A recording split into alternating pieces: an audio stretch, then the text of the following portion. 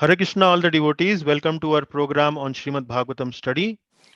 Today is our 22nd class on Srimad Bhagavatam study, and today we will continue our discussion from the 8th chapter of the first canto, starting from verse number 18 till verse number 28. And the title of this chapter is Prayers by Queen Kunti and Parikshit Maharaj Saved. So the subject matter of Parikshit Maharaj Saved has already been discussed. Now we are having one of the most beautiful section of this chapter, which is prayers by Queen Kunti. So today Mangalacharan prayers recitation is by uh, uh, Rakesh Prabhu. Do you recall who is the Anuradha Mataji? Okay, Anuradha Mataji. Mataji, are you ready? Yes, Hare Krishna, yes, Prabhu. Yes, Mataji, please go ahead. Okay.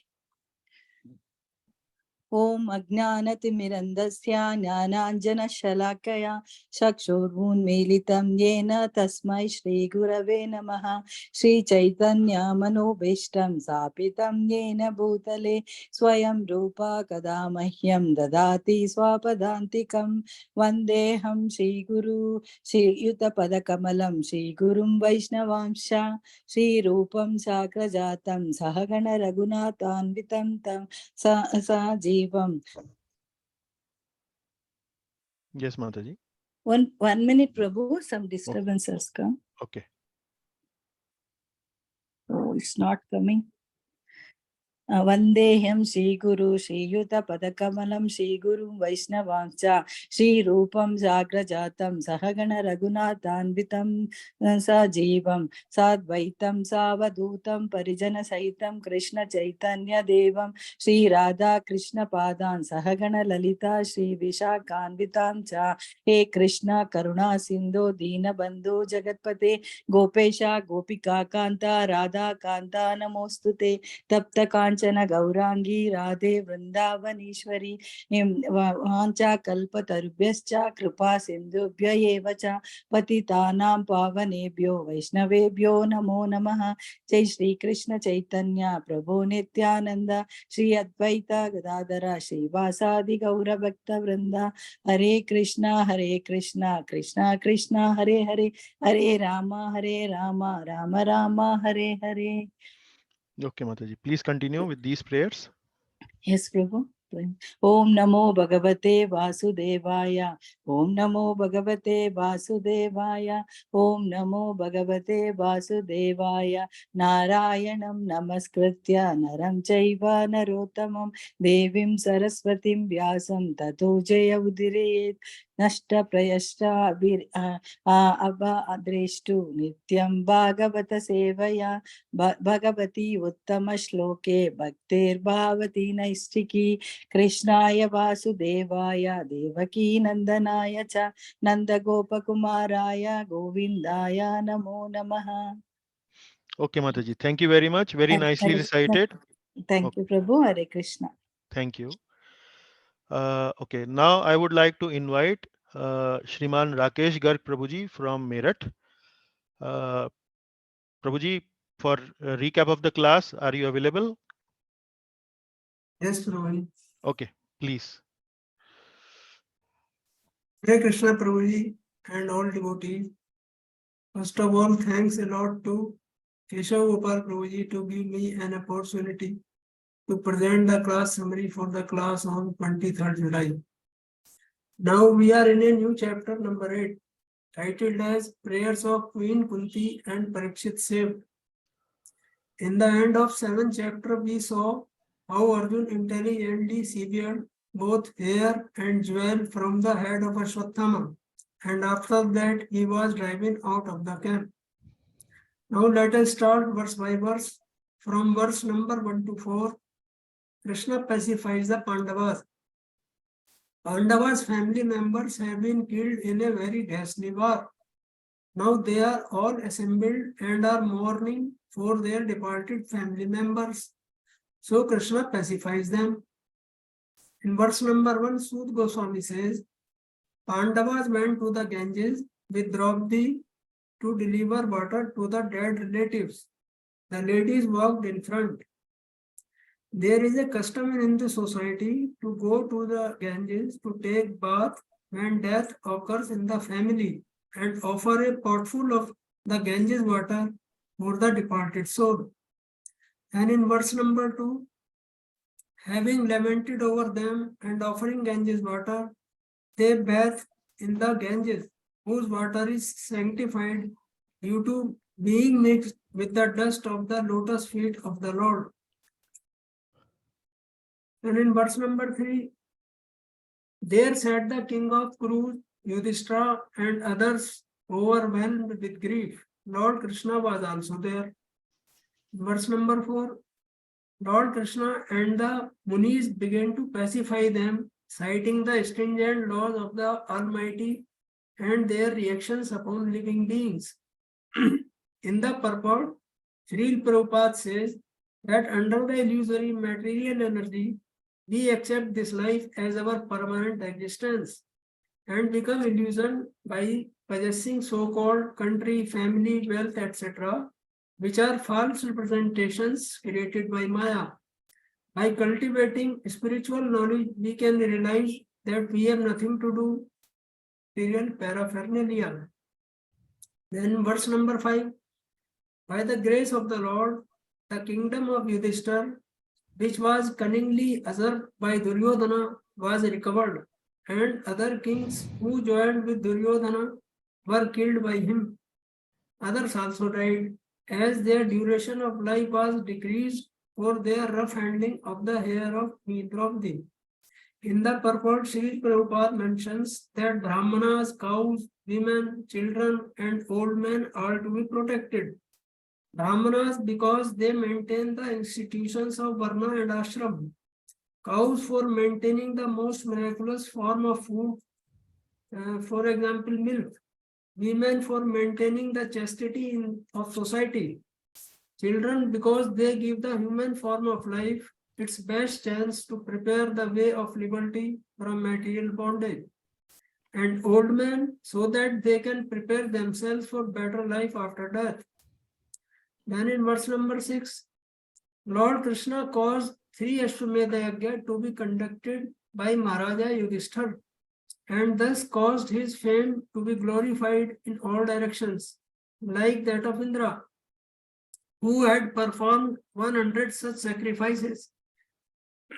While Indra was much greater in opulence than Maharaja Yudhishthira, yet the fame of Yudhishthira was not less because he was a pure devotee of the Lord. And in verse number 7 and 8, when Lord Krishna prepared for his departure to Dwarka, then Uttara came running towards him in fear. Verse number 9, Uttara addressed to Lord Krishna, crying that only he could protect her from the clutches of death in this world of duality. In the purport, Srila Prabhupada describes about world of duality. He says that this material world is world of duality, composed of matter and spirit, whereas spiritual world is world of oneness, that is complete spirit. He further says that in the dual world, everyone is falsely trying to become the master of the world, whereas in the absolute world, the Lord is absolute Lord. And in verse number 10, Uttara said to Krishna that a very powerful fiery iron arrow was coming to her fast and prayed him to protect her embryo. In Vedic culture, a woman feels shy to share her pregnancy with others, but the mother of a child has a great responsibility to give all protection to the child, and therefore Uttara was not ashamed to express this before the Lord. Then in verse number 11-12, Lord Krishna immediately understood that Ashwatthama had released one or many Brahmastras. Seeing the glaring Brahmastra coming towards them, the Pandavas took up their weapons. Srila Prabhupada says that the weaponry was more sophisticated in Vedic times. While today atomic bombs do not discriminate between target and others and do harm to the innocent also, but Brahmastra is not like that. It marks out the target without harming the innocent. Verse number 13 and 14.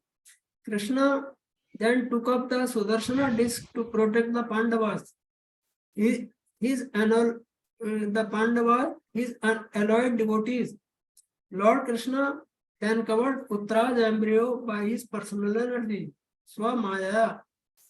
Although Lord Krishna vowed not to use weapons and he should not have taken up his weapon, but the emergency was important than the vow.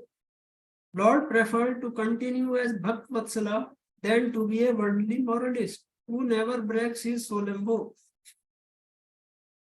Then in verse number 15, although the supreme Brahmastra was irresistible and uncounteractable, it was neutralized and foiled when confronted by the strength of Vishnu, that is Sri Krishna. In verse number 16, Sud Goswami says, this was not especially wonderful in the activities of the mysterious and infallible Lord. By his Maya, he creates, maintains, and annihilates all material things, although he himself is unborn. Then in verse number 17, thus saved from the radiation of Brahmastra, Kunti Devi, the chaste devotee of the Lord, prepares to offer the prayers. In the purport, Srila Prabhupada says that a chaste devotee of the Lord does not look for help from living beings or demigods, and one should look for all help from Lord Krishna, who is competent and always anxious to save his devotees. And in verse number 18, Kunti Devi prayed to Krishna, I offer my obeisances because you are original personality and are unaffected by the qualities of material world. You are existing both within and without everything, and yet you are invisible to all. The Lord is a puzzle for the common man. Kunti Devi experienced personally that Lord Krishna was present before her, yet he entered within the womb of Uttara to save her embryo. That is all, Prabhuji. Kindly pardon me for any omissions and mistakes and guide me accordingly. Thanks to all devotees as well. Thank you, Rakesh Prabhuji. Thank you very much for writing a very crisp summary and also presenting it very crisply before the class. Thanks a lot. So other devotees also I would encourage if they can take up this seva of preparing the class summary and presenting it before the class. This actually also should give you some idea of that in case you have to present some spiritual subject matter before an audience, this is an opportunity to do some rehearsal or practice in an environment which is a little more friendly. You don't have to be in front of very unknown people, and you can practice it by speaking before the class. So encourage others also to take up this. Okay, so we now move to the class subject matter of today, and the prayers of Kunti Devi have started. The 18th verse was the first verse we discussed in the previous class. We will just quickly go through this verse once again, just to make sure that it is discussed in the beginning where everyone is present in the class, so everyone can take benefit of this beautiful prayers that is being now recited by Kunti Devi. And before we start that, would like to take up few names. So last time I think Vidya Mataji was wanting to do this reading. So Mataji's name is one. Other devotees who would like to recite and read the class slides, can you please let me know? Yes, Prabhu, I'll do. So Anuradha Mataji also is ready. Anyone else? May I, Prabhu? Okay, Rakesh Prabhu. Okay. And one more name I would need. I can do, Prabhu. Okay. So there were two voices. One was Jivan Prabhu and another was Mangala Mataji, right? Yes, Prabhu. So Mangala Mataji, you did not read last time? I didn't attend Prabhu last Oh, you time. did. Oh, Mangala Mahalakshmi Mataji. Okay. Yes, So, Prabhu. okay. Jivan Prabhu, shall we give it to Mangala Mahalakshmi Mataji this time? Okay, Prabhu. Okay, Prabhu. Okay. Okay. Hare Krishna. Okay. So next class, you will be the first one for the recitation, Jivan Prabhu. Okay. Okay. So we have Vidya Mataji. We'll start with Vidya Mataji. Okay. Yeah. So, Hare Krishna, Prabhuji. okay. So we will start with our 18th verse once again, so that everyone get to hear this in the beginning of the class. Yeah. So, Mataji, please recite together with me.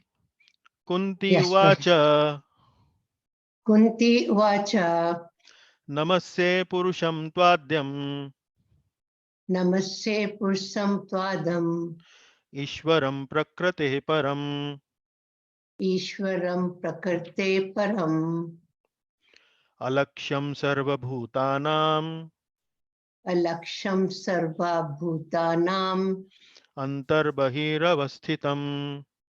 Antar Bahir Avasthatam. Okay.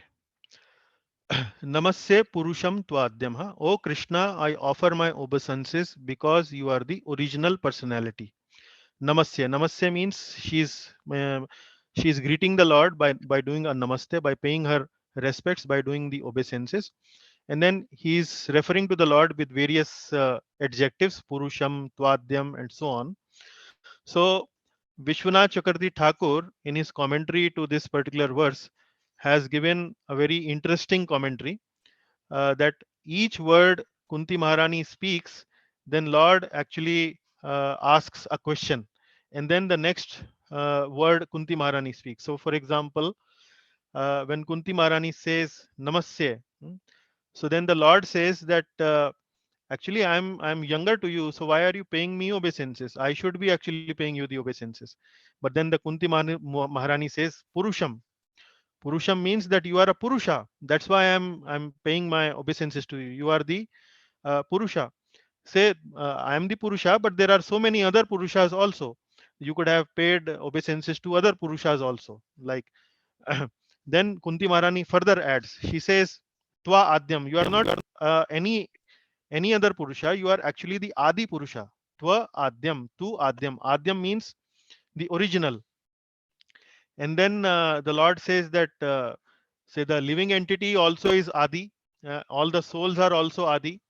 So how are you saying to me Tvadyam? Then Kunti Maharani further clarifies, you are Ishwaram. You are Ishwaram. You are not only Adi Purusha, but you are the supreme controller. So you are the controller. The living entity is not the controller. You are the controller. Then uh, the Lord says that there are so many other controllers. Indra is controller, and then there is Vayu also is a controller. The wind god controls wind, etc. So how are you saying me Ishwaram? Then she clarifies, you are not any other controller. You are actually Prakrate Param. Prakrate Param means you are beyond the material nature. Now Indra, Chandra, etc. All the demigods are within the control of material nature.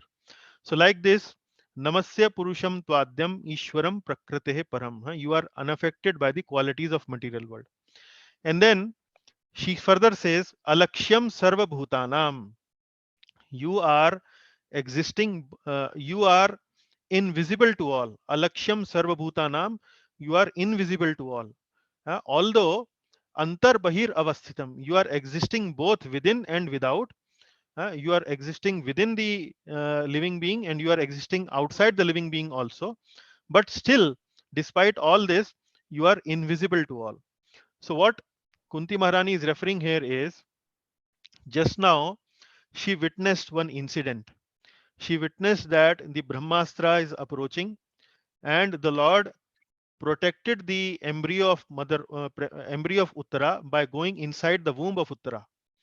And uh, Kunti Maharani also is witnessing the Lord in on the chariot in front of her. So she's saying you are actually Bahir also, you are Antar also, you are inside also, you are outside also. But despite being you are outside and you are inside, you are invisible to all. Nobody knows you. You are not known by many people. So on this, there is a small purport by Srila Prabhupada. So Vidya Mataji, please read this. Lord is a puzzle for common man. Queen Kunti affirms that the Lord, although both within and without all living beings, is still invisible. The Lord is so to speak, a puzzle for the common man. Queen Kunti experienced personally that Lord Krishna was present before her, yet he entered within the womb of Uttara to save her embryo. Yes. So that's the incidents going on, and that is what driving this particular opening prayer by Queen Kunti, that she is seeing the Lord both in front of her and both within the womb of Uttara. Uh, and then she mentions that although you are both inside and outside, but still a puzzle to everyone. Okay. Next one. Knowing the Lord. Invisible due to curtain of Maya. Now, when Queen Kunti says that you are within and without, uh, but you are not known to everyone, then Lord Krishna is kind of asking Mother Kunti, if I am within and without, why nobody approaches me? If I am within and without, why nobody approaches me? So Queen Kunti is now is reciting the second set of verses in this prayer. So please repeat after me. Yes, Kunti please. uvacha Kunti Uvacha maya javani kachannam Maya Javni Kachnam maya javani kachannam Maya Javni Kachnam agya adhokshajam avyayam. Agyanadokshajam Avayam Hmm.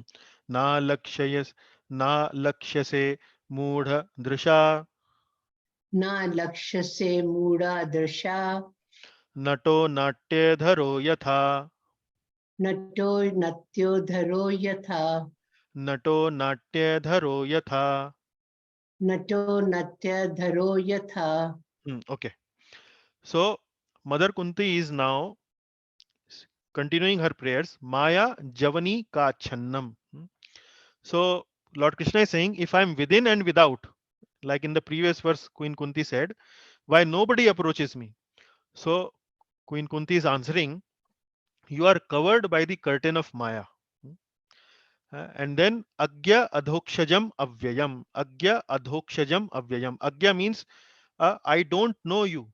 Agya means Gya is actually referring to knowing, and Agya means not knowing. So Queen Kunti is saying, Agya, I do not know you. Adhokshajam, because you are beyond the range of limited sense perception.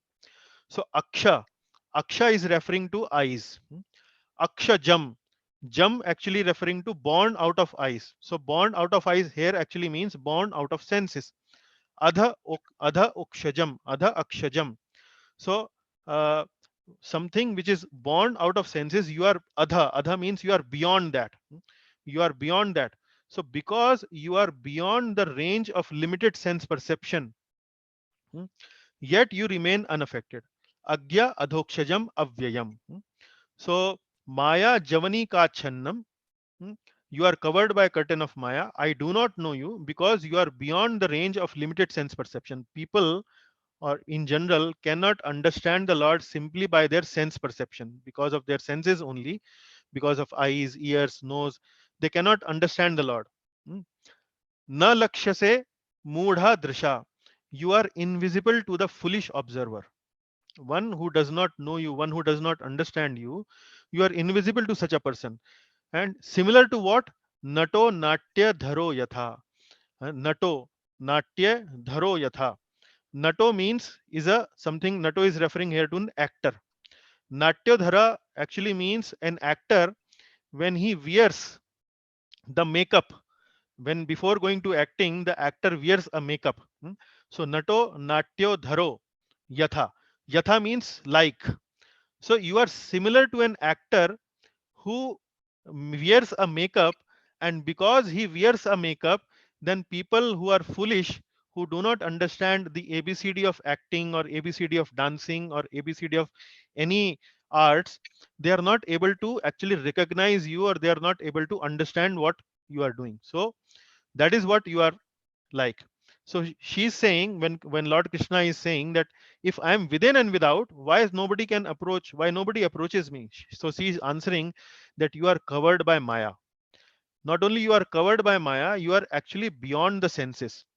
And because you are beyond the senses, foolish people who try to understand you by the senses, they cannot understand you. It is very similar to a stage actor when he wears a makeup. Then people who are ignorant about the art of acting, art of dancing, etc., they are not able to recognize you. They don't understand you. That is the reason, my dear Lord, you are invisible. Although you are within and without, you are invisible. So that is the meaning. Okay, Mataji. Read one by one Yes. from here. One cannot know the Lord from experimental knowledge.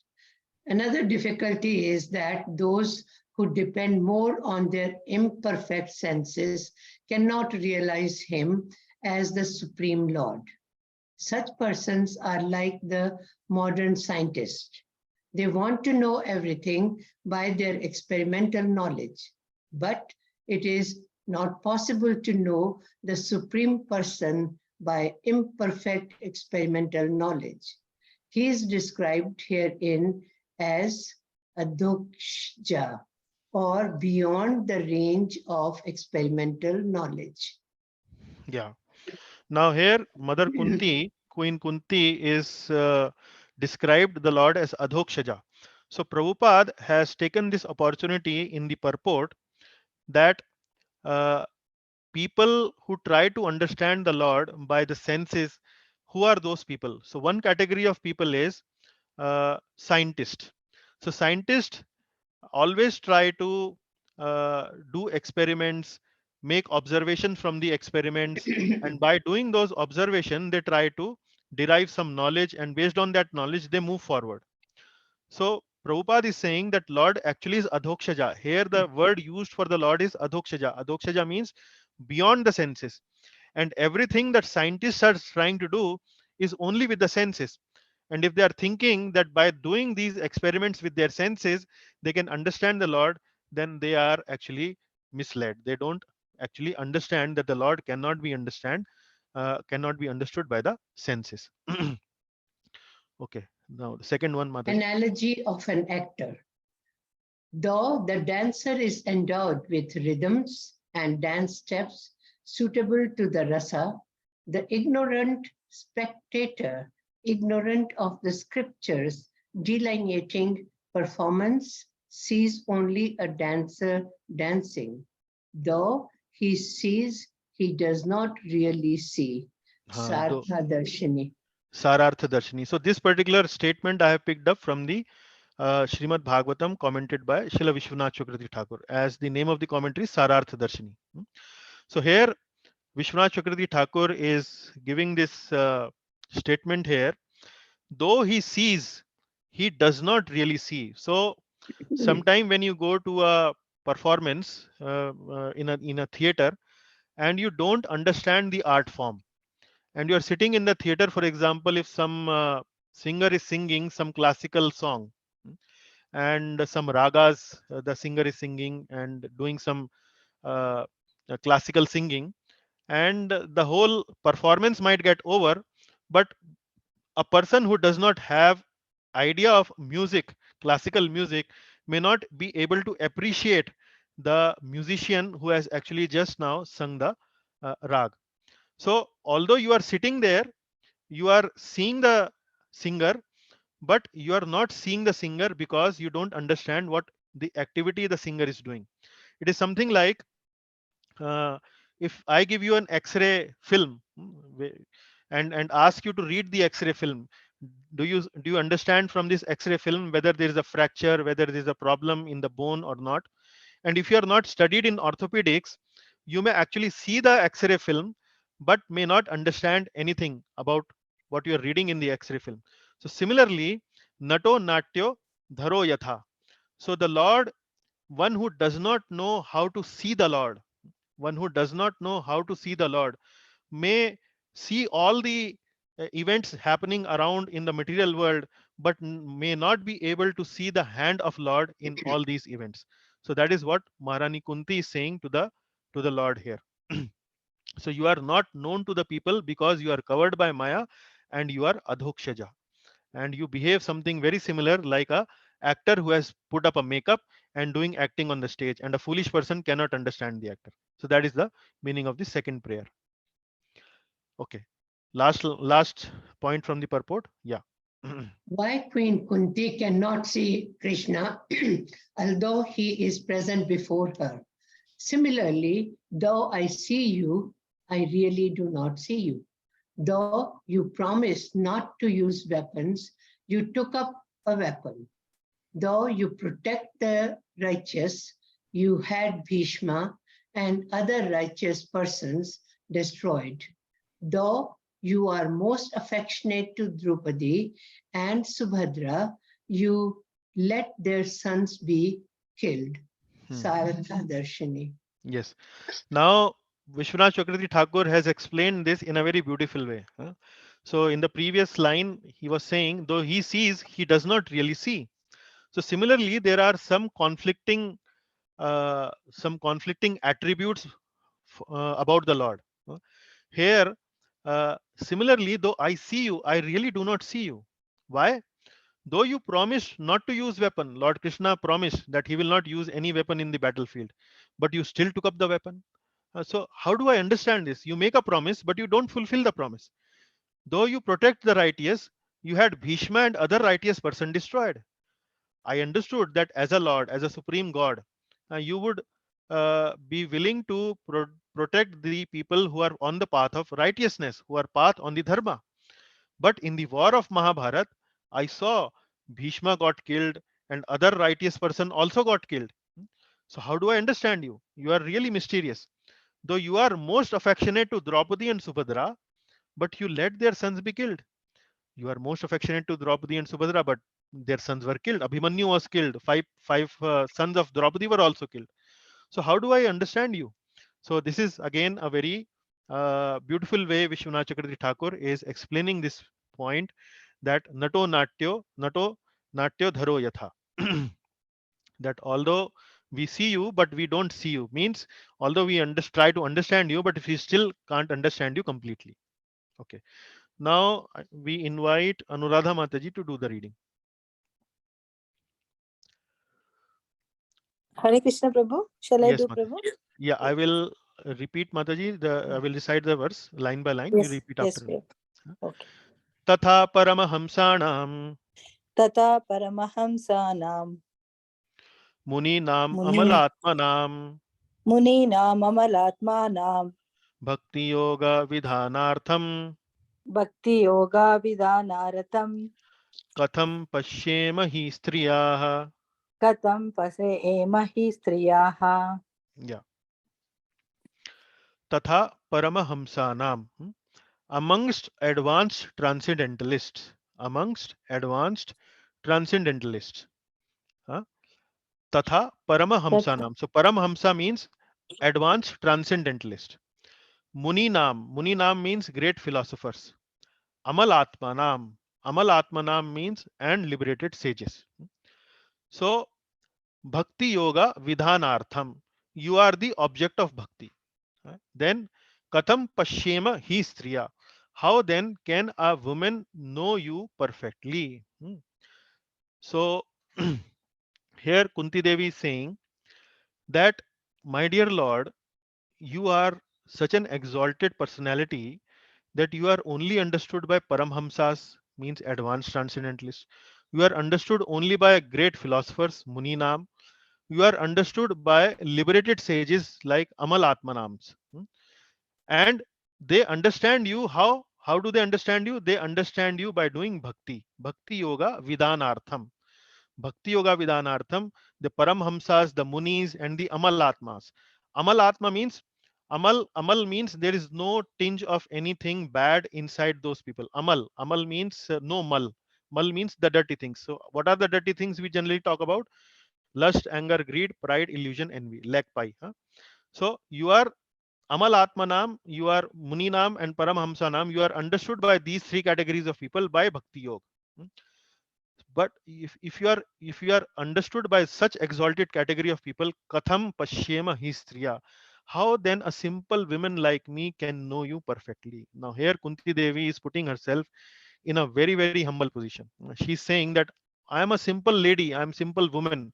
uh, and you are understood by transcendentalists, you are understood by great philosophers, liberated sages by doing bhakti.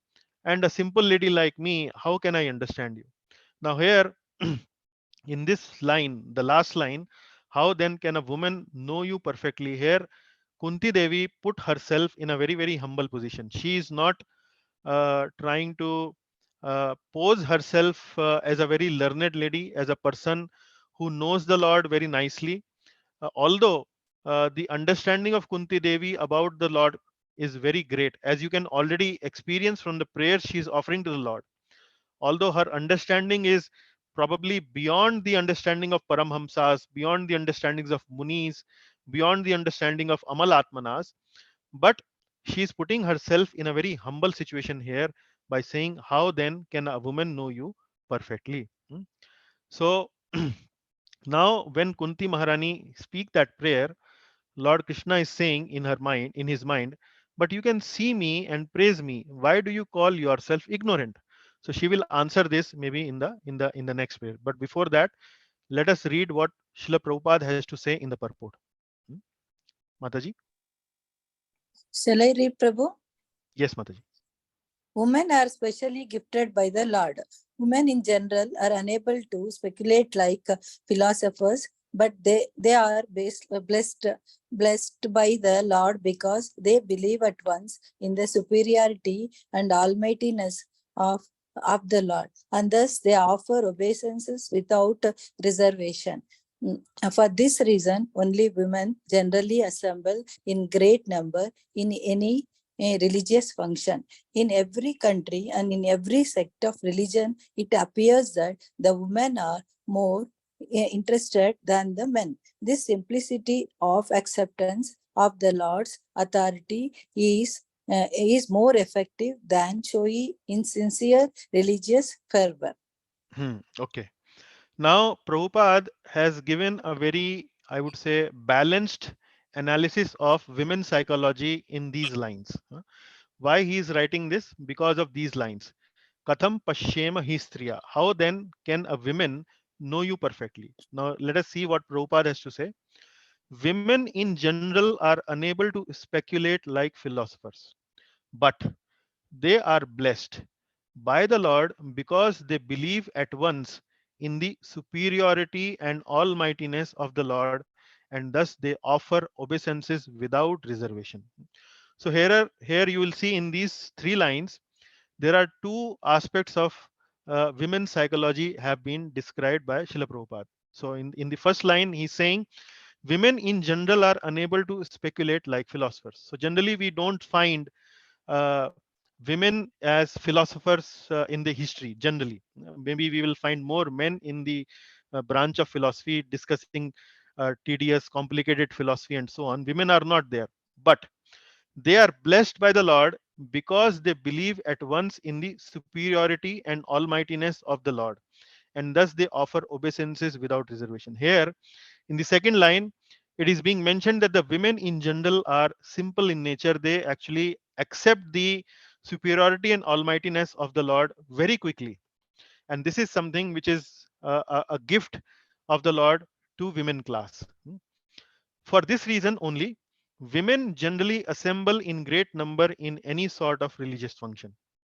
So compared to men, if there is an religious function that you organize and you invite probably maybe 50 men and 50 women, and then ultimately you will find that more women will turn to that religious function compared to the men, because women are simple hearted and they quickly and at once accept the superiority and almightiness of the Lord. So that is the reason. In every country, in every sect of religion, it appears that women are more interested in religion than the men. This simplicity of acceptance of the Lord's authority is more effective than showy, insincere religious fervor.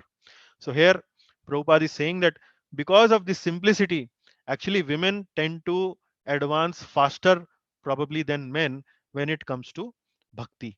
So this is what Srila Prabhupada is trying to present here in these lines. Women are especially gifted by the Lord. Okay. Now going to the next verse. Obeisances. So Mataji, please read together with me. Krishnaya Vasudevaya. Anuradha Mataji, please unmute yourself.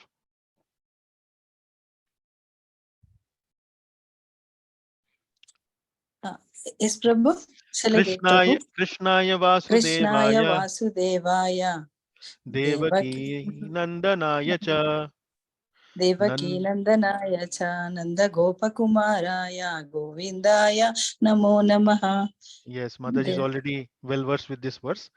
So we speak this verse where? In the beginning of Bhagavatam class, right? Yes. Krishnaya Vasudevaya. So actually this verse is coming from where? Queen Kunti's prayers.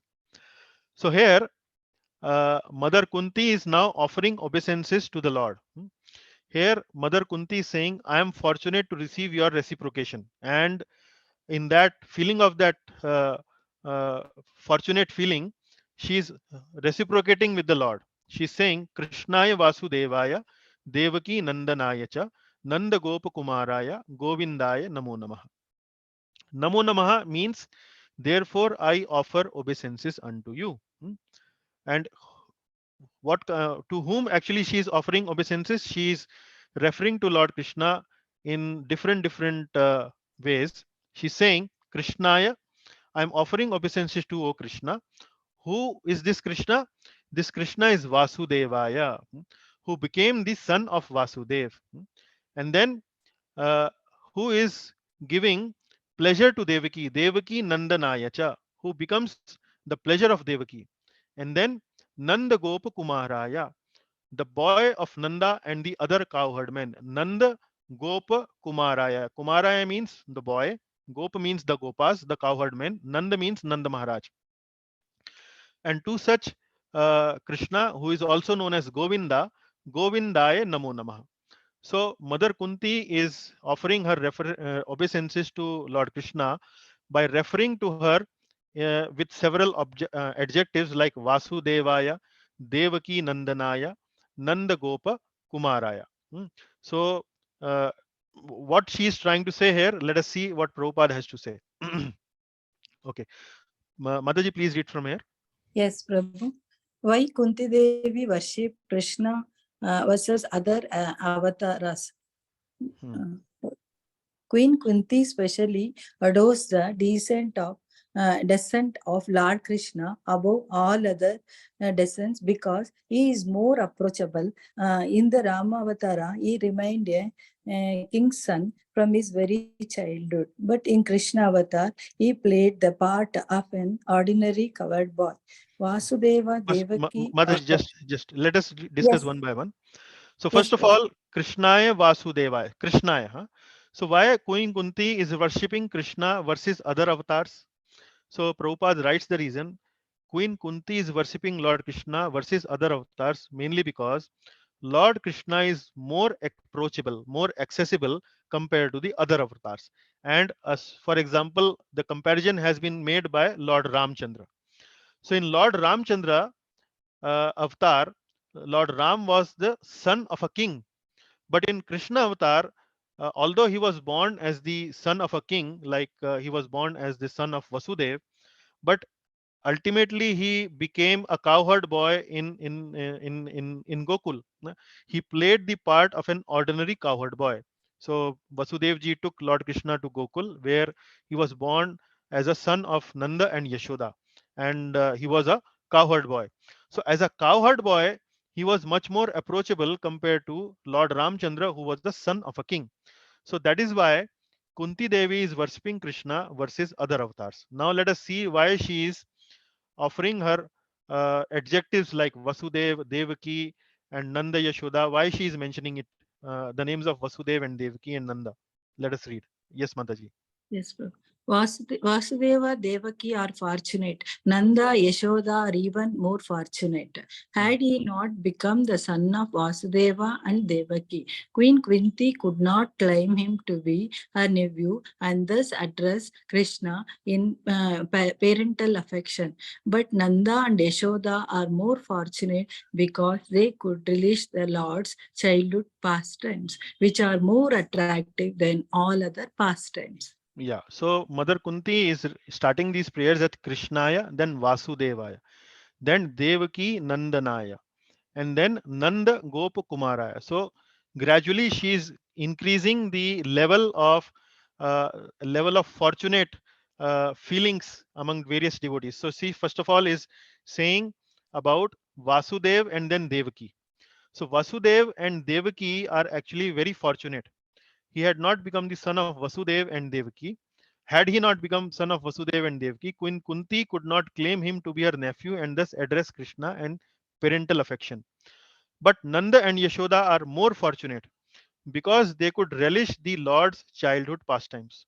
So she is saying that Vasudev and Devaki are fortunate because you become their son. However, Nanda and Yashoda are even more fortunate, although the name of Yashoda, Mother Yashoda, is not mentioned in the verse. It's only Nanda, Gopa, and Kumar.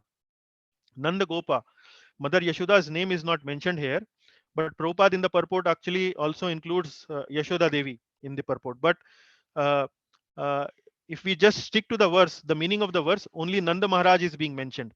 So Vasudev Devaki are fortunate, and Nanda is even more fortunate. Why? Because Maharaj Nanda could relish your childhood pastimes, which are more attractive than all other pastimes. So why Yashoda Devi is not mentioned here? Because Queen Kunti considers Mother Yashoda even more fortunate. And later in the series of prayers, she will offer her prayer dedicated to Mother Yashoda in a separate verse. So Vasudevji is fortunate, Devki is fortunate, even more fortunate is Nanda. So I am paying my obeisances uh, to that Krishna who is son of Vasudev, who is son of Devki, who is son of Nanda. Like that, she is going forward. Okay. Yes. Please read from here.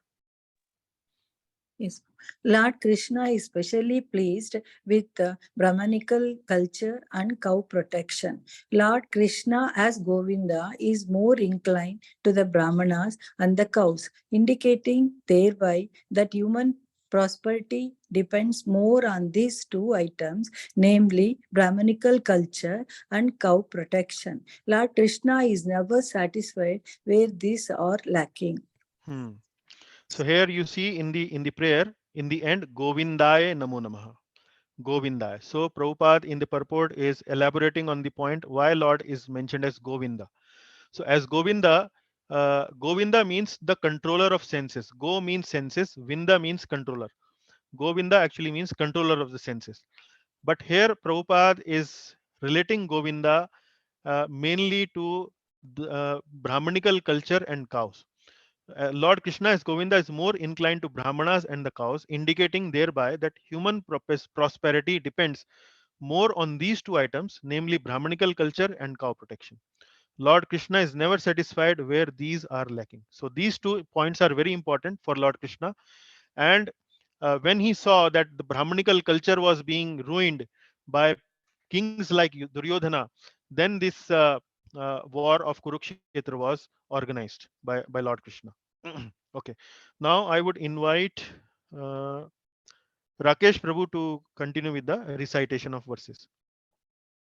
Yes, Prabhu. Okay.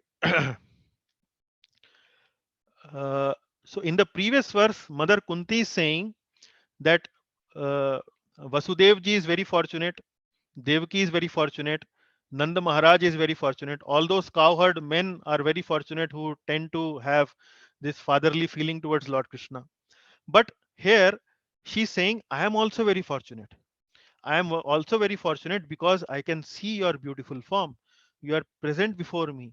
And this just because of this reason, I am also very fortunate. So let us see how she prays to Lord Krishna uh, in the giving the adjective of various lotuses. Namaha Pankajanaabhaya. Namah Pankajanaabhaya. Namaha Pankajamaline. Namah Pankajamaline. Namaha Pankajanetraya. Namah Pankajanetraya. Namaste Pankajangraye. Namaste Pankajangrehe. Yeah. So Namaha, Namaha, Namaha, Namaha. Huh? So my respectful obeisances unto you. So all these Namahas are Namaste by Mother Kunti to Lord Krishna. And how she is addressing Lord Krishna here in very beautiful adjectives. Pankaj Nabhaya, whose abdomen is marked with a depression like a lotus flower. So lotus flower, when you see the lotus flower is there in the pond, there is a small depression. So similarly, there is a small depression, as you can see in the painting here, at the abdomen of the Lord. There is a small depression there, and there is a navel of the Lord. uh, so whose abdomen is marked with a depression like a lotus flower. Namaha Pankaja Nabhaya. And then Namaha Pankaja Maline.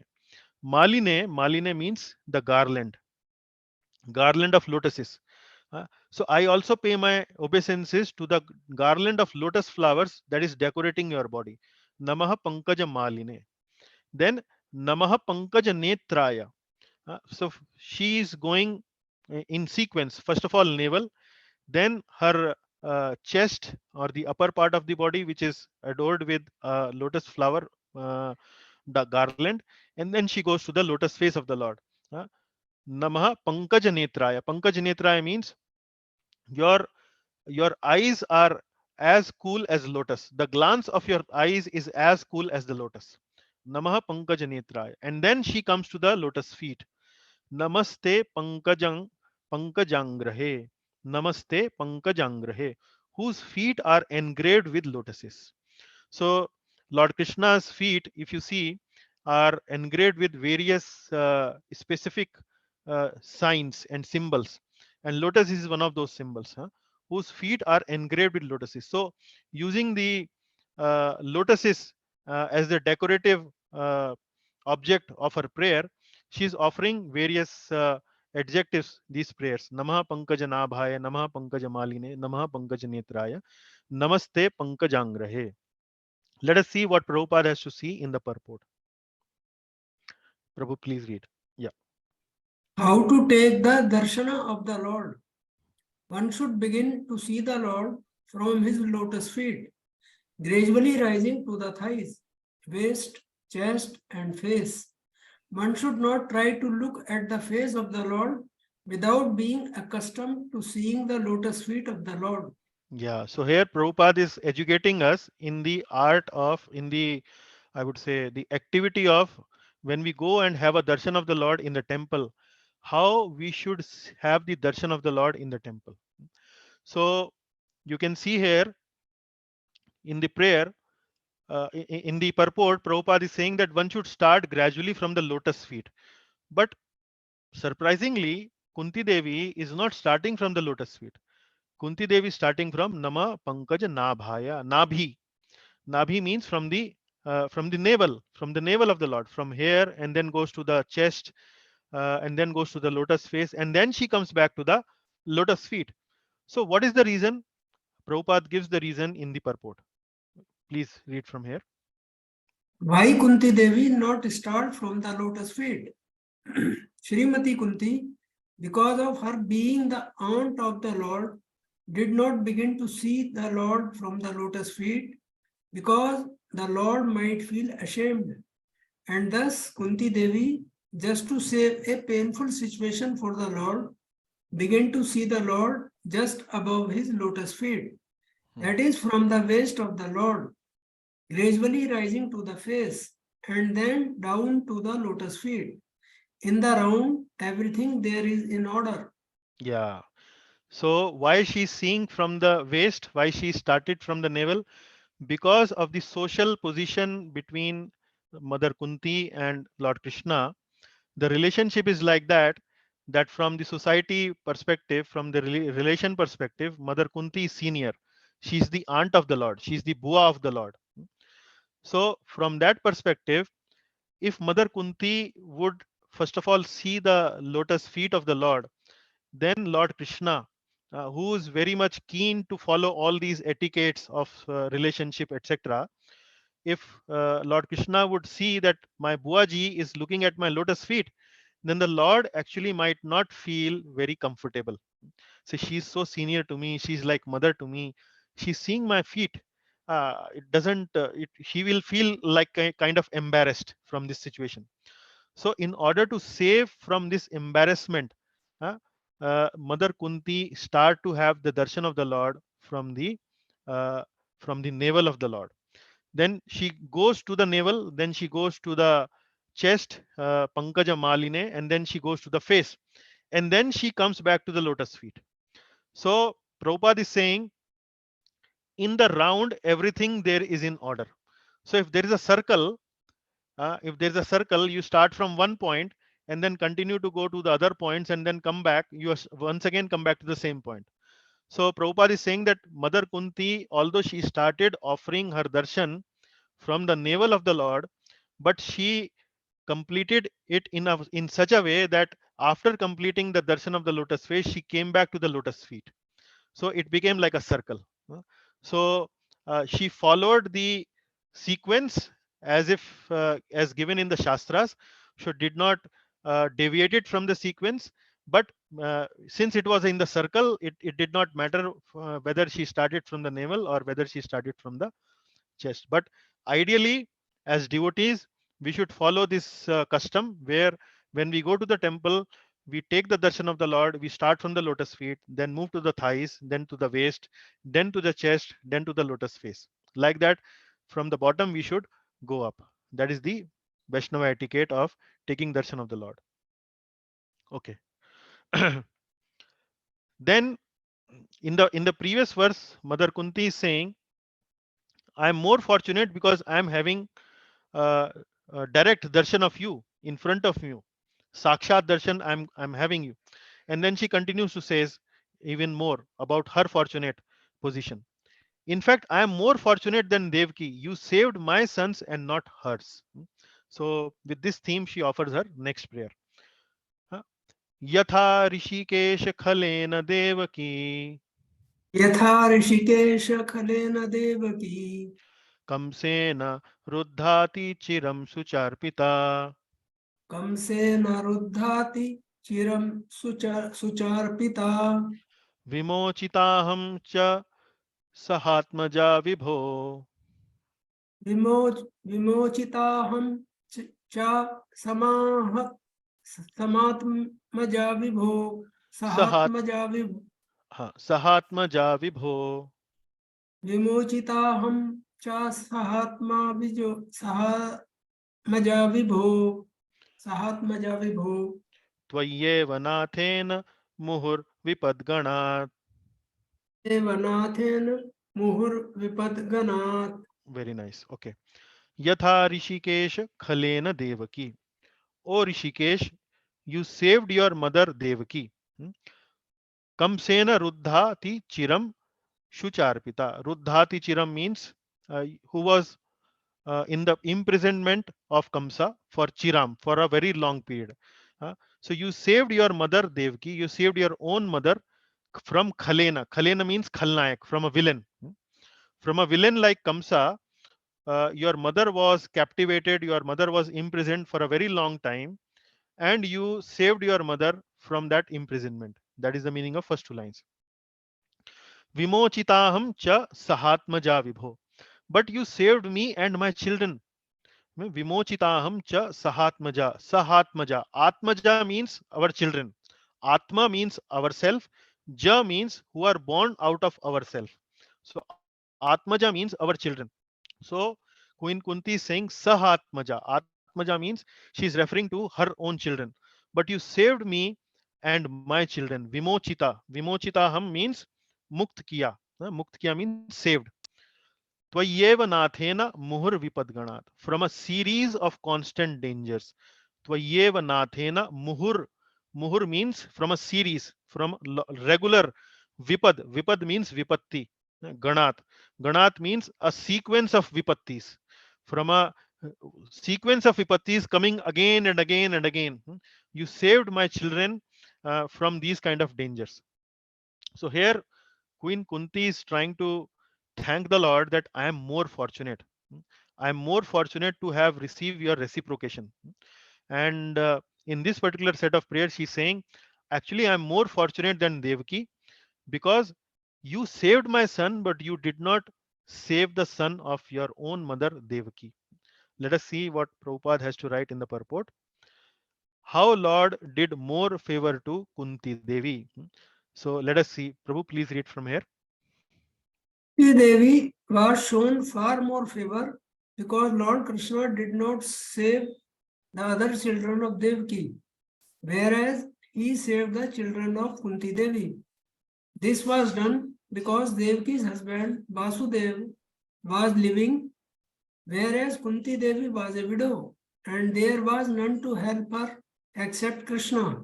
Yeah. So Kunti Devi is saying that you saved my children but did not save Devaki's children. So Prabhupada is elaborating on that point.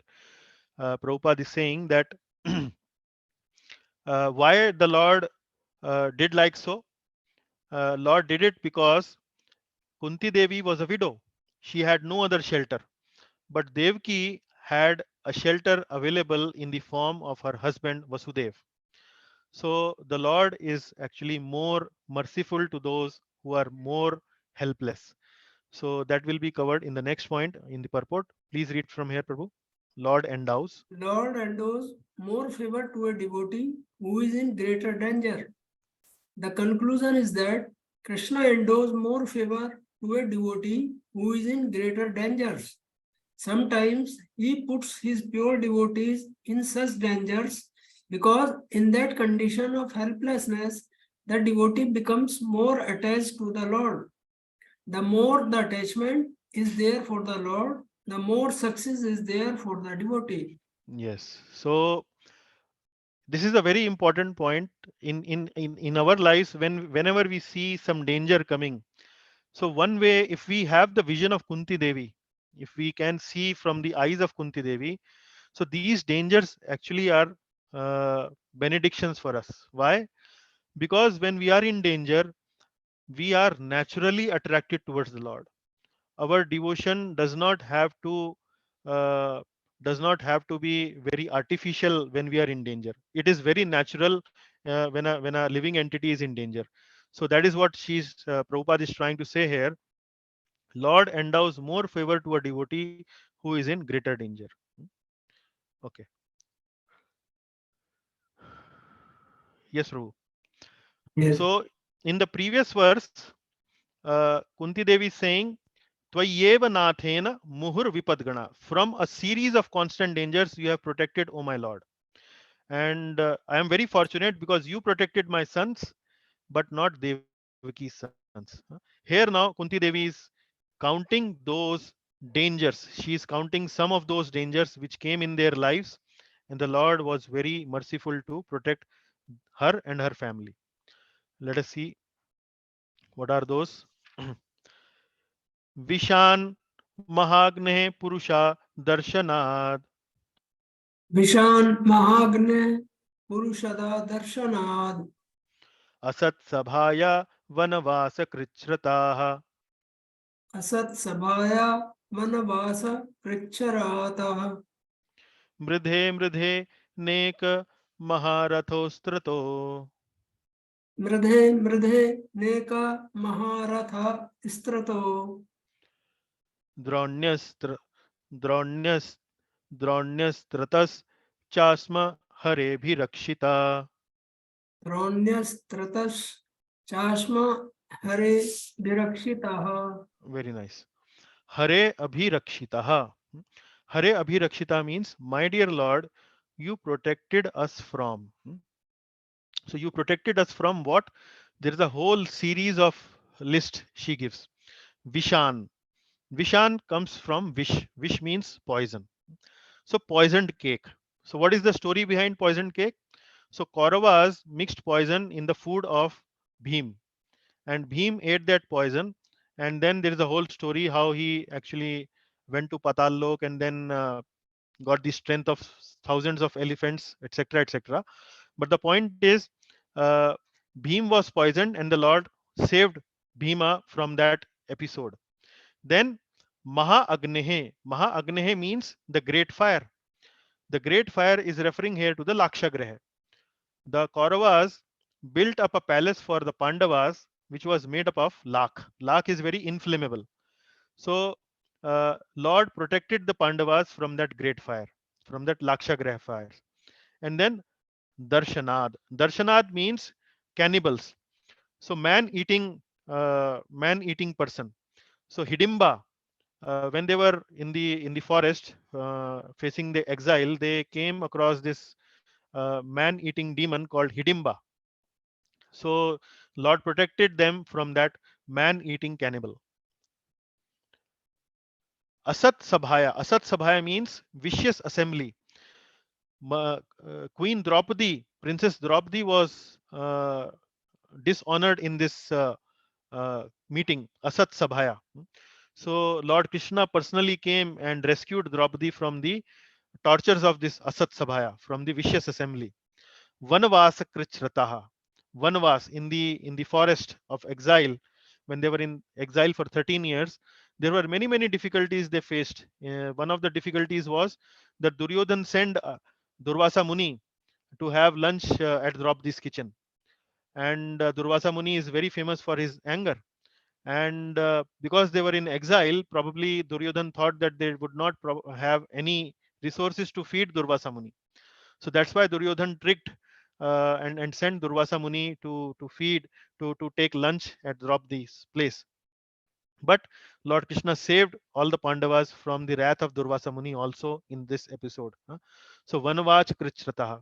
Mridhe Mridhe Anek Maharathasrato. Anek Maharatha. So this is referring to the battle of Mahabharat, where Maharathis like Bhishma Dev, Maharathis like Drona, Maharathis like Karna, etc., etc., they were fighting the war against these Pandavas. So Lord saved the sons of Kunti from all these Maharathis. And then finally, Dronne Astratas, Dronne Astratash Chasma Hare Bhirakshitaha. Now you saved us from the weapon of Ashwathama. Droni is referring here to the Ashwathama. Ultimately, because Lord Krishna saved the embryo of Uttara from the weapon of Ashwathama, that is why these emotional feelings are almost have triggered in the heart of Queen Kunti, and these prayers are flowing from her heart. So these are list of dangers where the Lord protected uh, uh, the family of Kunti Devi.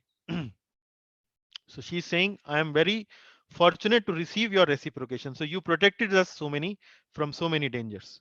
Okay. Now I would invite Mangala Mataji to recite. Hare Krishna Prabhuji. Yes, Mataji. So this is a very famous prayer by Queen Kunti. You will see this prayer being referred to by Prabhupada in many of her lectures. Vipada santu tah shashvat Vipada santu tashastavat tatra tatra jagadguro tatra tatra jagadguru bhavato darshanam yat syad bhavato darshanam yat syat apunar bhava darshanam. apunarva darshanam. Yes, Mataji.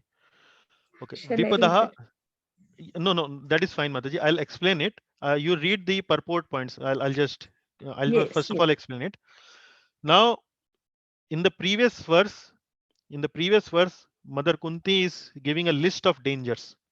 The Lord protected them. Here, Mother Kunti is asking, please give me more and more such dangers. Now, have you ever seen any prayer like this?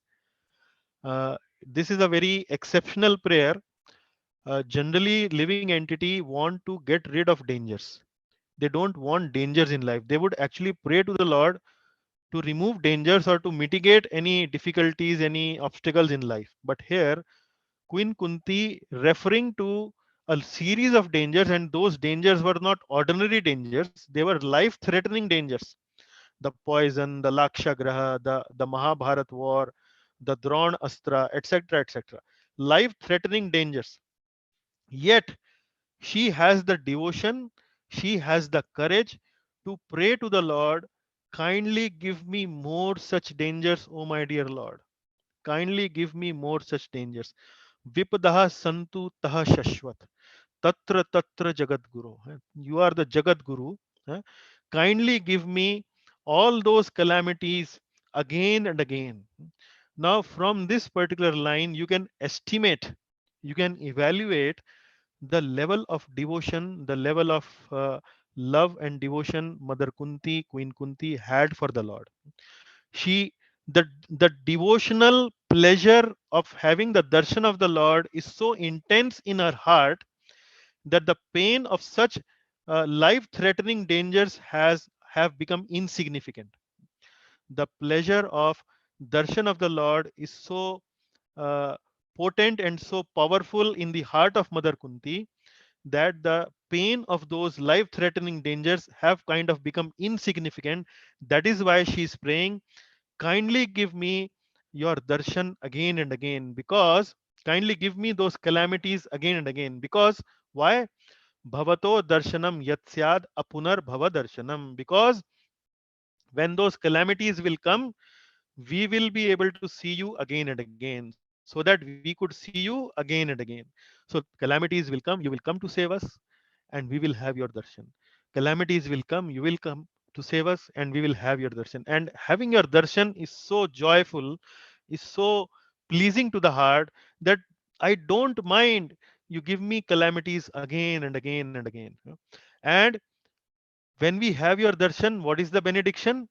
Apunar bhava darshanam. Apunar bhava darshanam. Bhava. Bhava means the material world. Apunar bhava darshanam. So we won't be able to see this material world again. Apunar bhava darshanam. So having your darshan would mean that we will no longer see repeated births and death. So bhava here actually means repeated birth and death. Bhava here actually means material world. So let us read what Prabhupada has to say to explain this purport, to explain this verse. Yeah, one by one, Mataji, please read. Hare Krishna Prabhuji. Hare Krishna, Mataji. Material world is designed to be a place of misery. This material world is certified by the Lord in the Bhagavad Gita as, one second, Prabhuji, Mhm. dangerous place full of calamities. Less intelligent person prepare plan to adjust to those calamities without knowing that the nature of this place itself is full of calamities. Hmm. So Prabhupada in the purport builds up this subject very nicely. First of all, he says material world is designed to be a place of misery. So the world in which we are living is dukhalayam ashashvatam. This is designed to be a place of misery. The misery has to be here. Why the misery is there, we explained in some other class. Because the Lord want us to come close to the come close to him. So unless there are miseries, we won't feel the need to come too close to the Lord. So that is why the miseries are there. This material world is certified. So there is a stamp given already on this material world, certified by the Lord in the Bhagavad Gita as a dangerous place full of calamities. Less intelligent persons prepare plans to adjust to those calamities without knowing that the nature of this place is itself full of calamities. So people less intelligent are those, are what kind of people? Less intelligent are those people who don't have faith in scriptures like Bhagavad Gita, who don't have faith in the words of Lord Krishna. So because they don't understand it, because they don't have faith in it, they think that whatever calamities are coming in their life, they will be able to overcome those calamities. But here Lord Krishna is, Prabhupada is very clearly saying, this material world is certified. A stamp has been put on this material world in by the Lord, that is a dangerous place full of calamities. Okay, next point, Mataji. Lord's abode is full of bliss. Hmm. They have no information of the abode of the Lord, which is full of bliss and without the trance of calamities. Yeah. So in contrast to the material world, the Lord's abode is full of bliss. And from where we get this information? Again, from the scriptures. From the scriptures, we come to know material world is dukhalam and shashvatam. From the scripture, we come to know that Lord's abode is full of bliss. Now, having that information, one should do what? What should be one's behavior? One who is equipped with these two information, That is mentioned in the third point. Please go ahead. One should remain unaffected from the miseries. The duty of this sane person, therefore, is to be undisturbed by the worldly calamities, which are sure to happen in all circumstances. Suffering all the sorts of unavoidable misfortune. One should take progress in spiritual realization, and that is the mission of human life. Yeah. Now, this is something which we should all relate to. The duty of a sane person there is therefore is to be undisturbed by worldly calamities, which are sure to happen in all circumstances. So we are given this birth and we are living a life. Probably some of you are in your 40s, some of you are in 50s, some of you are maybe in your 30s, maybe a little bit more advanced in 70s or in 60s. But whatever stage of your in your life you are, I would say for sure that uh, you must have experienced calamities of varying degrees, of little degree, of maybe even more serious degree, sometimes even life-threatening degree. So calamities are for sure to come. But what should be our behavior? What should be a behavior of a devotee who knows that this material world is a place of misery? The material world is a place of misery. What should be the behavior of that person? Then the Prabhupada is saying the duty of a sane person, therefore, is to be undisturbed by worldly calamities, which are sure to happen in all circumstances. So when calamities come in our life, we should understand that they are bound to come because we are living in a place where calamities are expected for sure. So we should remain undisturbed. We should remain undisturbed. Suffering all sorts of unavoidable misfortunes, one should make progress in spiritual realization because that is the mission of human life. And what should we do while remaining undisturbed? We should continue to do our duties of spiritual life as much as possible. It may not be possible to do all of them, but when these calamities are coming, we should hold our ground. We should continue to face the calamity. We should continue to tolerate the calamity and still make progress in spiritual realization. That is something which we should do. So these lines should give you the formula of how we should face calamities in our life. Okay, Mataji. Now the next one. Who can easily approach the Lord? I will recite the verse, please. Uh, Now, in the previous verse, we were talking about that the material world, uh, there are more dangers, and these Kunti Devi is asking for calamities to repeatedly come. And then in this verse, she's saying the security of material world actually is a danger. Dangers or calamities are better than the security. If we are feeling that if we are having our life which is peaceful, if we are having our life which is not having any calamity or not having any difficulty, then actually we are not in a very good situation. That is what Kunti is saying. So who can easily approach the Lord? So please repeat after me. Janmaishwarya Shruta Shribhir Janmaishwarya Shruta Shribhir Edhamana Madhapuman Ena Madhana Punapumam Edhamana Madhapuman Edamanana Madhapuna Pumam Edhamana Edamana Madhapuman Madhapumam नैवर्हत्य अभिदातुं why Naibarhatya Abhidhatum Vai त्वाम् अकिञ्चन गोचरम्. Tvam Akinchana Gocharam. Now, in this verse, he's saying, Kunti is saying, Janma, Aishwarya, Shruta, Shribhir.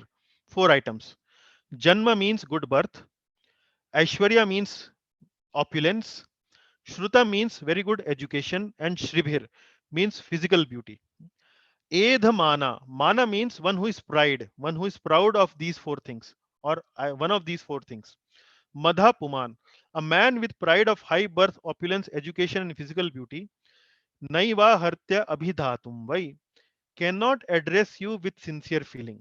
So if you have pride of any of these things, Janma, Aishwarya, Shruti, Shruta, and Shribhir, if you have these kind of benedictions in your life and you are proud of them, then uh, you cannot address the Lord with sincere feeling. But then who can address? Tvam akinchana gocharam. But you are easily approached by the materially exhausted. So those people who are materially exhausted, those people who are not so fortunate to have good Janma, good Aishwarya, good Shruta, good Shribhir, hmm, they are more likely to easily approach you compared to these category of people, the Janma, Aishwarya, Shruta, Shribhir.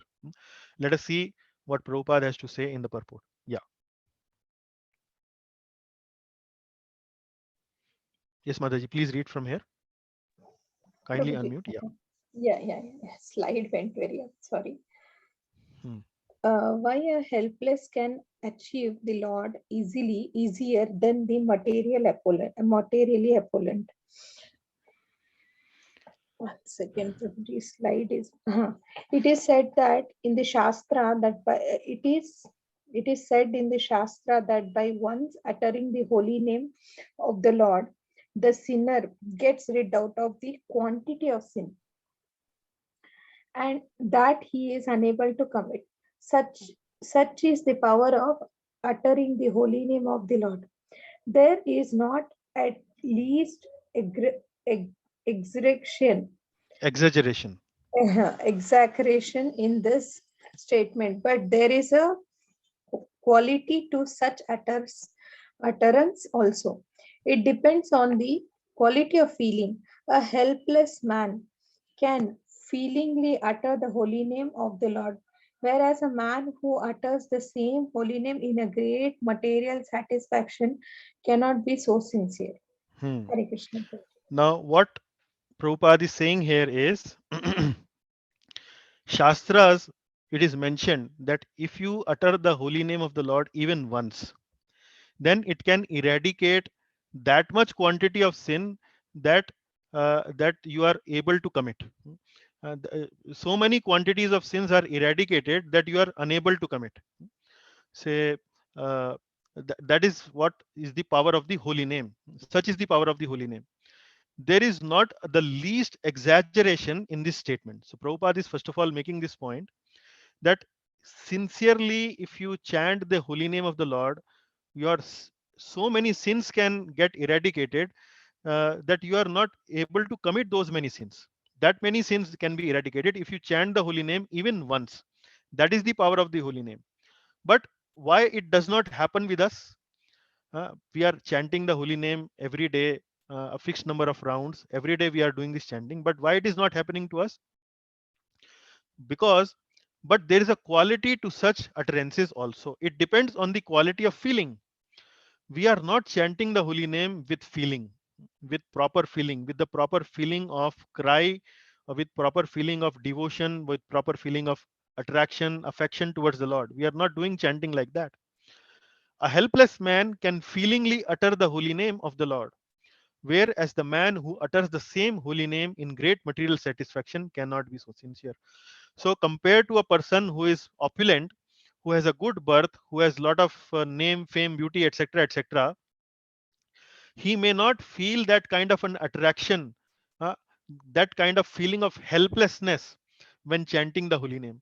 But for such a person who is completely impoverished, who is helpless, who is poverty stricken, who does not have much resources, neither have good birth nor have any shruta, any opulence, any education, such a person will naturally feel very helpless when he is chanting the holy name. So that is why Kunti is saying that you are Tvam Akinchana Gocharam, but you are easily approached by the materially exhausted. So people who have security in the material world, security by way of good birth, security by way of opulence, security by way of education, security by way of maybe having physical beauty, is more dangerous because it takes you away. It all these things actually takes us away from the Lord. However, if we are not so if we are not having these kind of securities in our life, probably we will feel helpless, and we will chant the holy name of the Lord in the right spirit and come closer to the Lord. That is what Queen Kunti is saying. Okay, 27th verse, Mataji. Now, Namo Kinchana Vittaya Namo Kinchana Vittaya Nivratta Gunavrittaye Nivritta Gunavrittaye Atmaramaya Shantaya Atmaramaya Shantaya Kevalya Pataye Namaha. Kaivalya Pataye Namaha. Now, in this prayer, Mother Kunti is referring Lord Krishna with few more objectives, and they are very beautiful objectives, adjectives. Namo Kinchana Vittaya. Namo Akinchana Vittaya. Vitta means wealth. Like we have Vitta Mantri. Vitta Mantri of India is Nirmala Sitaraman. Earlier it used to be Arun Jaitley. So Vitta. Vitta means wealth. Akinchana. Akinchan means impoverished. Impoverished means kind like having no wealth. So it is something like a conflicting word. Conflicting word means akinchana vittaya. So you are the wealth of such a person who does not have any wealth. So to such a person, I'm paying my obeisances. Namo akinchana vittaya. Yeah. You who are the property of the materially impoverished. Prabhupada has written a very nice purport on this point. And then nivratta guna vrittaye. You have nothing to do with the actions of the reactions of the material modes of nature. So sattva, rajas, and tamas, all these material modes are there in this world. You are beyond these material modes. And then atma ramaya shantaya. You are self-satisfied, and therefore you are the most gentle. Then Kevalya Pataye Namaha, and the master of the monist. Kevalya Pate. Kevalya Pate means those who are uh, uh, desiring for impersonal liberation, and they have purified their life by doing all these activities of which the impersonalists do for their purification. So Kevalya Pate. So you are the master of the monist. You are the master of the Advaitis. Now let us see. Prabhupada has made a beautiful purport on this particular point. You are the akinchana vittaya. You are the property of the materially impoverished. Let us see. Hmm. Yes, Mataji, please read. Hare Krishna Prabhuji, sorry to interrupt. Prabhuji, I'll read this and leave. I have a class, Okay, no problem. devotion class today. I'll finish off this and I can Okay, leave. Huh? sure. Oh, thank you.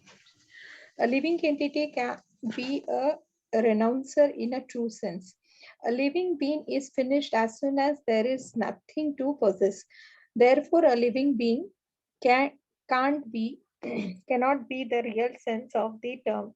A renouncer, a living being renounces something for the gaining something more valuable. A student sacrifices his childish, Prabhuji, it is Proclivities. proclivities to gain the better education. A servant give up his job for a better job.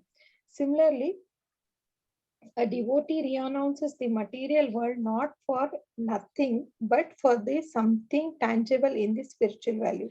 Yeah. So here you see, if you read these purport point by Prabhupada, it's a very nice observation by Prabhupada, very presented in a way which probably we don't see these things in this kind of in the way Prabhupada has presented. We generally don't see things like this. So when we talk about that somebody has renounced, so the impression that we have is that they have left everything. They have left everything. They don't have anything in their possession. That is the typical impression we have when we hear this word renounce or sannyasi. But here Prabhupada is building up a point in a way where he's saying a living entity cannot be a renouncer in the true sense. Renouncer means it is not possible that the living entity does not have anything with him or her at any point of time in life. It is not possible. By nature, living entity wants something.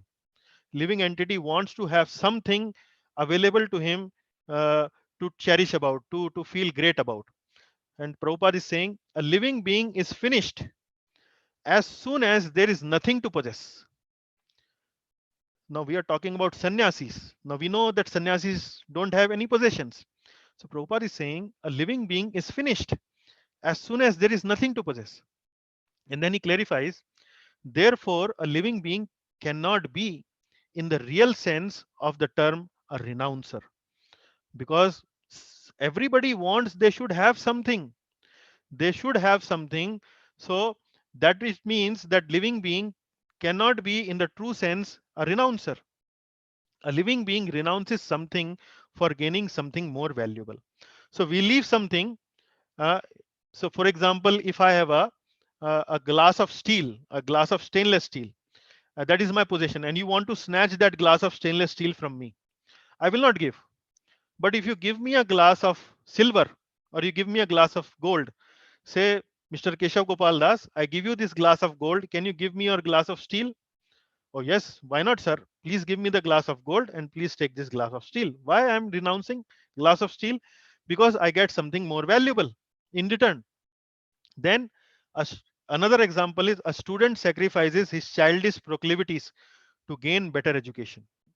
So the child may be a very naughty child, but when the parents tell him that if you continue to do these naughty activities, you will not become a good person.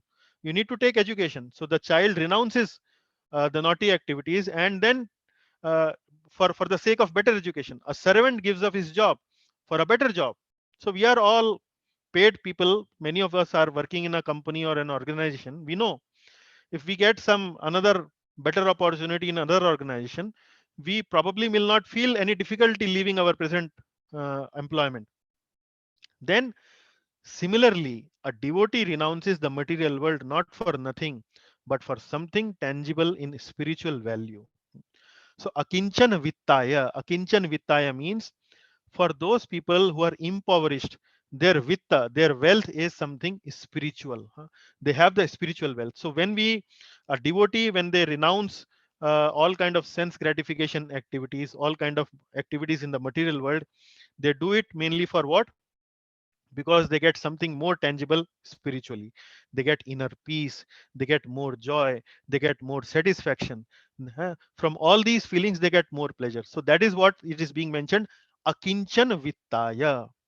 So the property of the impoverished, the property of the impoverished, a conflicting word but a very interesting adjective Queen Kunti is using to explain the nature of Lord. You are akinchan vittaya, you are the property of the akinchanas. Okay, now Mataji, please read from here.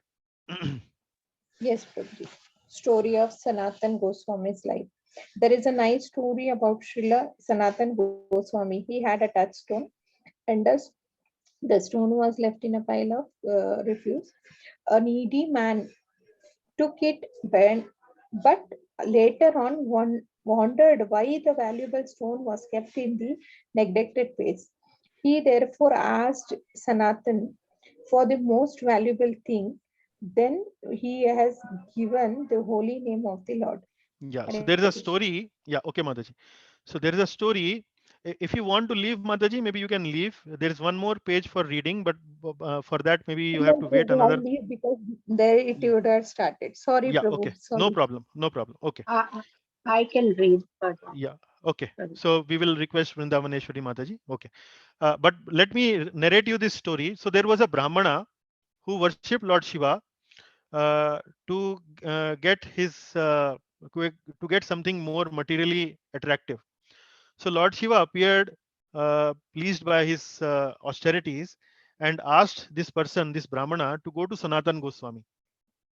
He said that you go to Sanatan Goswami, he will give you a touchstone, and from this touchstone, you will, whatever object you will touch with this touchstone will become of gold. So your material impoverishment will go away. So this Brahmana went to Sanatan Goswami and asked, Sir, you have a touchstone. Lord Shiva told me you have a touchstone. Please give me that touchstone. So Sanatan Goswami pointed to a pile of garbage. So, my dear Brahmana, please go to that pile of garbage where I've thrown that touchstone and pick it up from there. So Brahmana went and picked up that touchstone and then came to his house. But when he started using the touchstone, a thought came to his mind that Sanatan Goswami had thrown away the touchstone in the pile of garbage. That means he must be having even more valuable thing than this touchstone. So let me go to Sanatan Goswami and ask him what is that valuable thing, more valuable thing. Then he goes back to Sanatan Goswami, asks him, Sir, can you give me that valuable thing which you have, which is even more valuable than this touchstone? So Sanatan Goswami said, Go to that pond, throw this touchstone, and then come back, and then I will give you that more valuable thing. That more value, that the Brahmana did the same. He threw away the touchstone and then came back to Sanatan Goswami. Sanatan Goswami then gave him the holy name of the Lord. So this is the most valuable thing that I have in my life. It is even more valuable than the touchstone. So why the Brahmana was made to throw that touchstone? Because the material prosperity, or I would say material endeavor for material prosperity and endeavor for spiritual advancement cannot go hand in hand. We have to manage it in such a way that uh, our priority should be spiritual advancement, and our from the material perspective we should do as much as it is good for keeping our life in a reasonably decent situation. So this is from the lesson from the story of Sanatan Goswami, where Prabhupada is trying to say that those who are really learned, who are really renounced, they actually, their real property is the Lord Himself. So that is what Kunti Maharani is saying. You are akinchana vittaya. Okay. Yes, Mataji. Last two points from the purport, and then we will close. Hmm. Lord and his pure devotees are beyond the moods. Hmm. The material desire is due to hankering after and lording it over material nature. This hankering is due to an interaction of the three modes of nature, and neither the Lord nor the devotees have attachment for such false enjoyment.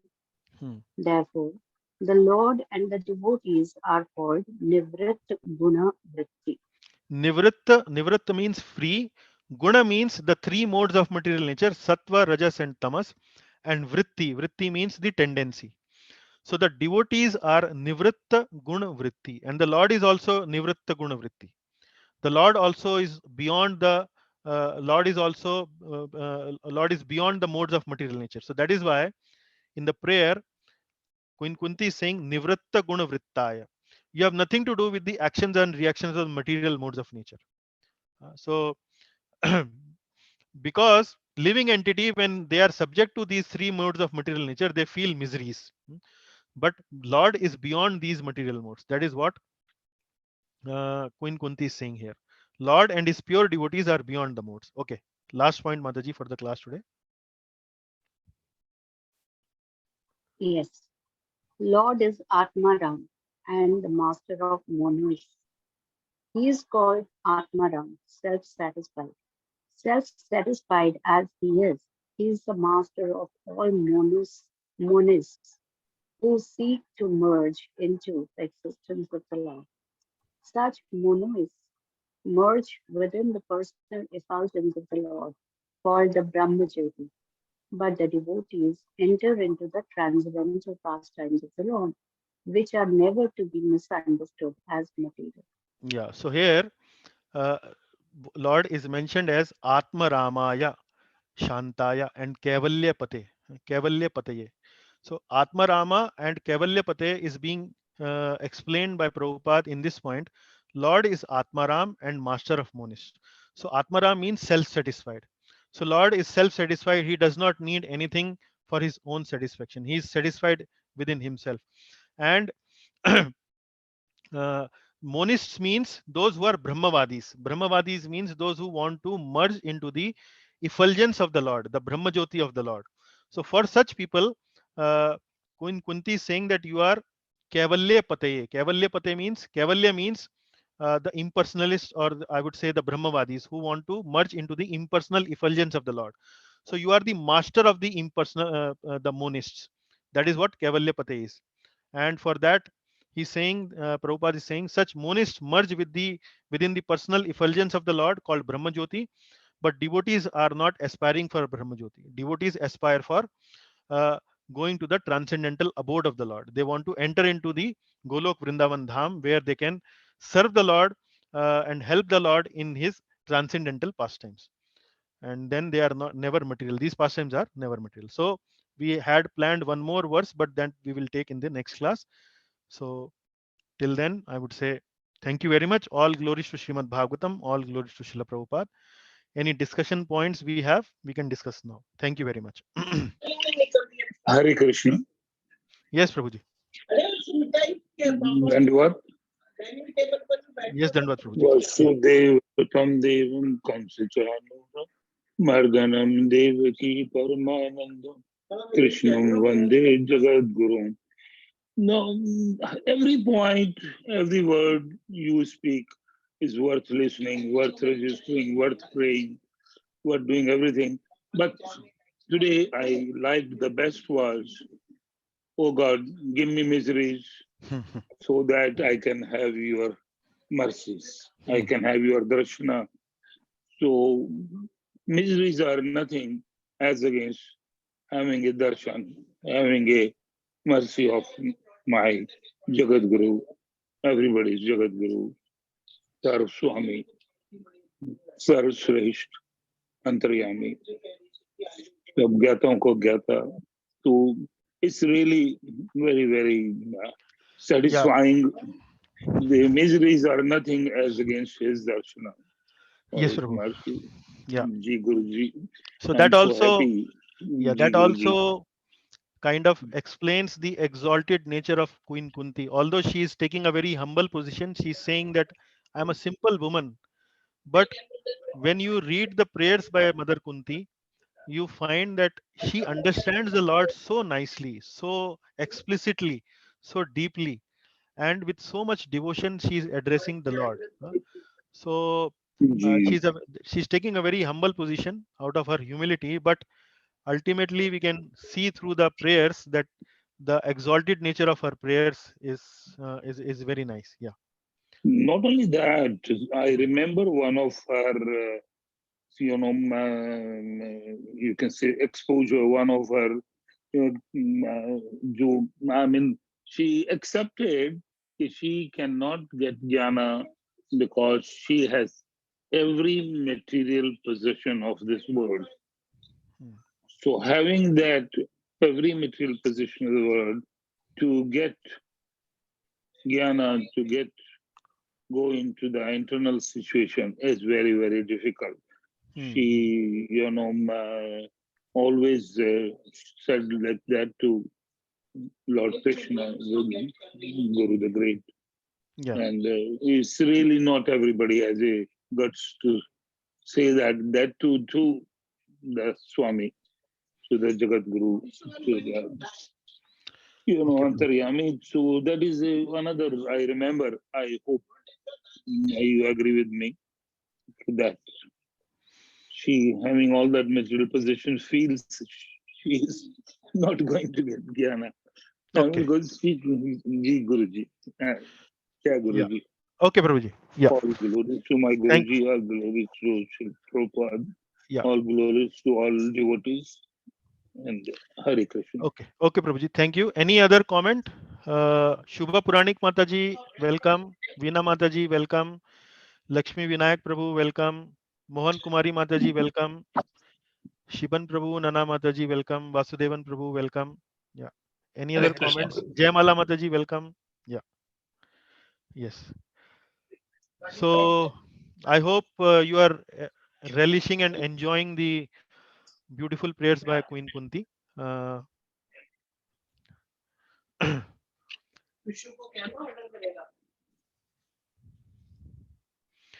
Okay, so if there is no other comment or any remark, then we close the discussion and we once again resume next week, same time for the another session of Queen Kunti prayers. Probably this time we will try to complete the prayers.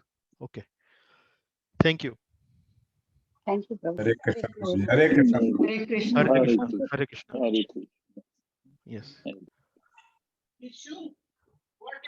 Hare Krishna.